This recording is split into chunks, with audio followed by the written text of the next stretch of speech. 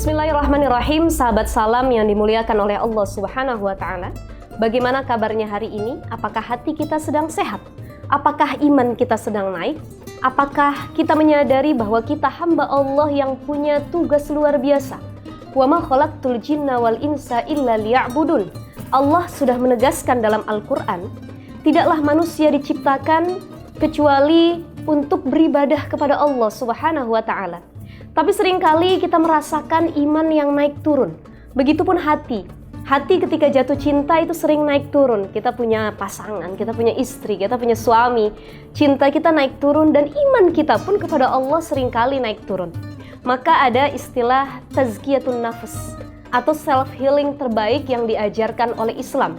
Saat iman kita sedang lemah, saat kita tidak menyadari apa tujuan hidup kita, apa yang harus kita lakukan selama hidup di dunia, dan bagaimana menghilangkan kesedihan yang ada dalam diri saya. Sahabat salam, mungkin bagi sebagian orang, healing terbaik itu adalah ketika jalan-jalan, keliling dunia, ketika punya uang banyak, kemudian mampu menikmati uangnya dengan berfoya-foya. Tapi Islam tidak mengajarkan demikian. Maka ada dua ayat yang sangat fenomenal dan bisa menjadi prinsip kita dari Al-Quran sebagai penyembuh. Ketika kita butuh tazkiyatun nafas, mensucikan diri kita butuh untuk self-healing. Ayat pertama berbunyi dalam surah Al-Baqarah, Bismillahirrahmanirrahim. Ya ayyuhalladzina amanu ista'inu bis-sabri was-salah, innallaha ma'as-sabirin. Wahai orang-orang yang beriman, ketika engkau sedang kehilangan arah, ketika engkau sedang merasa gundah, dan engkau butuh untuk self-healing, menaikkan keimananmu kepada Allah Subhanahu wa Ta'ala, buru-buru diobati, disembuhkan dengan cara bersabar dan sholat. Bagaimana memperbaiki sholat kita, bagaimana menghadirkan hati yang khusyuk, bagaimana kita faham betul bahwa sholat yang kita lakukan sebagai komunikasi, media terbaik kita berbicara dan mengadu kepada Allah Subhanahu wa Ta'ala. Ayat yang kedua dalam surah Ali Imran, Bismillahirrahmanirrahim. Alladzina yunfiquna fis sarra'i wad dharra'i wal kadhimina al ghaiza wal 'afina 'anil nas wallahu yuhibbul muhsinin. Ada tiga kategori orang yang mampu self healing, berdamai dengan dirinya sendiri. Yang pertama, ketika dia bersedekah atau memberi dan berbuat baik kepada orang-orang di sekitar, dia tidak perlu balasan, tidak perlu pengakuan, tidak perlu lagi popularitas, tidak perlu lagi jabatan, tapi yang diharapkan satu adalah ridha Allah Subhanahu wa Ta'ala.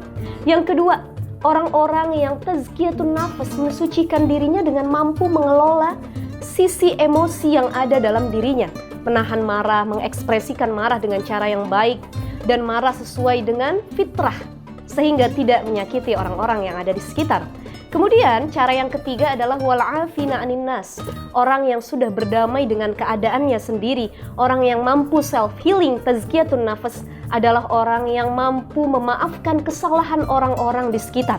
Maka ketika kita hendak tidur, jangan lupa kita harus berwudu terlebih dahulu sebelum mendatangi tempat tidur. Kemudian self talk, berbicara kepada diri sendiri, menangis sejadi-jadinya kepada Allah. Ya Allah, apa kesalahan yang saya lakukan hari ini kepada orang lain? Maka saya akan meminta maaf dan maafkanlah kesalahan saya. Ya Allah, andai kata orang lain hari ini berbuat salah kepadaku, maka aku ridha, aku maafkan, agar tidak menjadi penyakit hati yang terus berlanjut, dan itu membuat iman saya kendor sehingga malas untuk beribadah kepada Allah Subhanahu wa Ta'ala. Sahabat salam yang dimuliakan oleh Allah Subhanahu wa Ta'ala, mari kita lakukan self healing sesering mungkin dengan cara sholat, ibadah, memperbaiki kualitas hubungan kita kepada Allah Subhanahu wa Ta'ala. Dan yang paling penting adalah zikrullah, berzikir dan terus mengingat bahwa kita hamba Allah yang lemah. Baik sahabat salam yang dimuliakan oleh Allah, sampai berjumpa di episode dan pembahasan yang akan datang. Mudah-mudahan kita bisa selalu self healing setiap harinya. Assalamualaikum warahmatullahi wabarakatuh.